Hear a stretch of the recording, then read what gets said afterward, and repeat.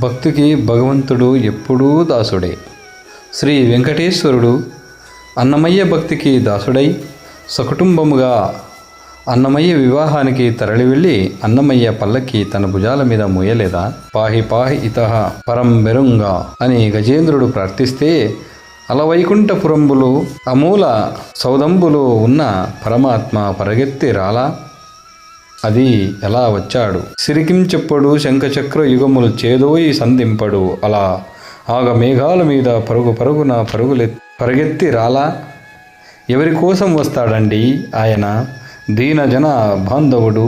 త్రికరణ శుద్ధిగా భక్తితో ప్రార్థిస్తే భక్తికి దాసానుదాసుడు.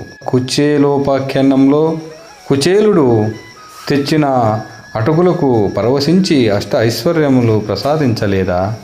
కురు మహాసభలో అన్నా నీవే దిక్కు అని ద్రౌపది తన 2 చేతులు పైకి ఎత్తి ప్రార్థించగానే శ్రీకృష్ణ పరమాత్మ తామర తంపరగా వస్త్రదానము ప్రసాదించలేదా?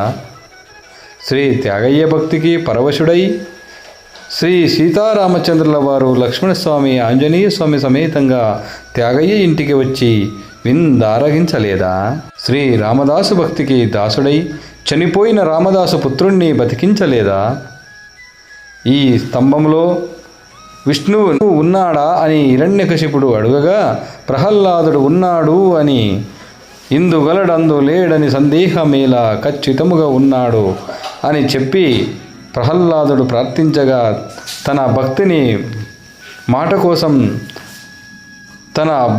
మాట నిలబెట్టడం కోసం స్వామి స్తంభము నుండి బయటకు రాలేదా?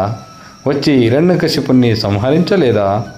శ్రీ తులసిదాసు భక్తికి తులసిదాసు తల్లి దగ్గర రామయ్య వీపు వాతలు పడేలా దెబ్బ తినలేదా? అమ్మా కొట్టొద్దు అని దెబ్బలు తినలేదా?